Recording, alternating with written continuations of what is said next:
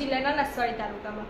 દર્શક મિત્રો, અમને માહિતી મળી છે કે નસવાડી તાલુકાની અંદર કોઈ શખ્સ જે વૃદ્ધ સહાય જે 60 વર્ષ પછી મળે છે તેના ખોટા દસ્તાવેજો આપીને તેનો લાભ ઉઠાવી રહ્યો છે। તો દર્શક મિત્રો, એને ઉજાગર કરવા માટે આપણી સાથે અરજદાર ઉપસ્થિત છે, તો આપણે એમની સાથે જાણીશું કે સાચી હકીકત શું છે। આપનું નામ?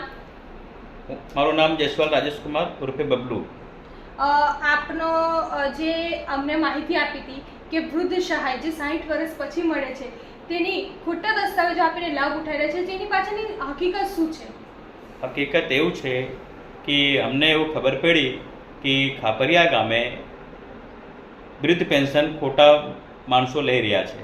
એ તપાસ કરતાં જ્યારે હું ત્યાં ગયો, 2-4 માણસોને મળ્યો તો કે હા, આવા એક માણસ છે, જે બીનુભાઈ રામદાસ કરીને છે, એ જે પોતે બેંકમાં બીસી છે ને એમને ઘરેથી એમને બેનશ્રી જેનું નામ જે આશા વર્કરમાં એક કરે છે કામ, એ પણ એમને ખોટા દસ્તાવેજો રજૂ કરીને એ વૃદ્ધ પેન્શનની યોજનાના લાભ લઈ રહ્યા છે।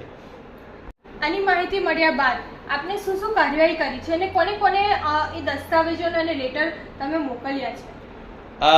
જ્યારે અમને ખબર પડી એના પછી હું કલેક્ટર સાહેબને, સીએમ સાહેબને ગૃહ ખાતામાં પણ આ લેટર કર્યું છે। એ લેટર કર્યા બાદ અત્યાર સુધીમાં એની પાછળ શું એક્શન લેવામાં આવી રહ્યું છે? કલેક્ટર સાહેબને જાણ કે મામલતદાર સાહેબને થયું કે આવું, મતલબ મેં કલેક્ટર સાહેબે એવું કંઈક કીધું એમને કે પૈસા રિકવરી કરીને એને પૈસા ભરાઈ લો, પણ મારે એવું કહેવું છે બેન કે આવું તો બધા પછી મતલબ કરશે, રિકવરી કરીને એવું નહીં। અમારે એક જ એવું કહેવું છે કે એમને ઉપર FIR દાખલ કેમ ના થાય, કેમ કે આ તો બહુ મોટું કૌભાંડ કહેવાય। આખા ગુજરાત રાજ્યમાં એવા તો કેટલા જણા લાભ લઈ રહ્યા છે।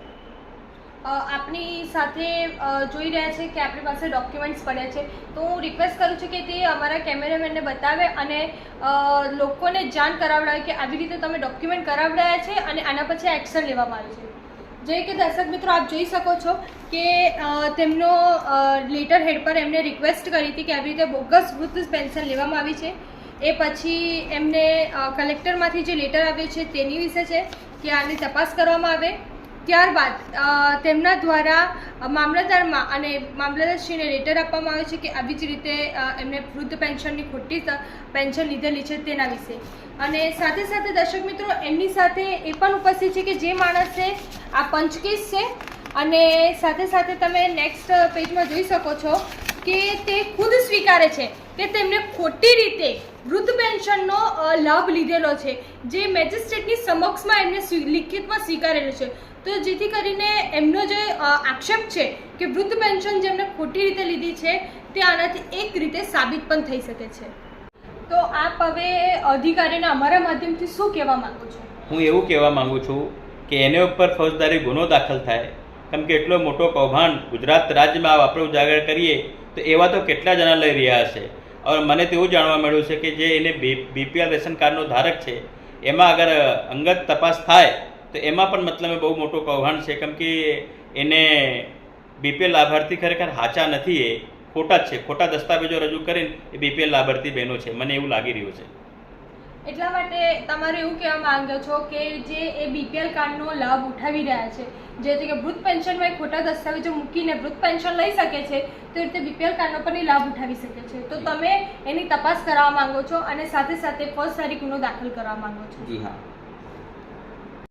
દર્શક મિત્રો, કે જેવી રીતે આપણે બબલુભાઈ જયસ્વાલનું સમક્ષ સાંભળ્યું, એમના મોડે સાંભળ્યું, સાથે સાથે તમે ડોક્યુમેન્ટ જોયો તો છોટાઉદેપુર જિલ્લો અને એમાં બી નસવાડી તાલુકો એક આદિવાસી જિલ્લો અને તાલુકો છે। તો આવી જ રીતે વૃદ્ધ પેન્શનની ખોટા દસ્તાવેજો આપીને આદિવાસી તાલુકામાં એ લોકો લાભ ઉઠાવી શકે છે, અને અરજદાર બબલુભાઈ જયસ્વાલ જે આને ઉજાગર કરવા માંગે છે। તો દર્શક મિત્રો, આપ સમક્ષ અને આપણા મીડિયાના માધ્યમથી હું અધિકારીને કહેવા માંગુ છું કે આની તપાસ કરવામાં આવે અને સાચી હકીકતને ઉજાગર કરવામાં આવે।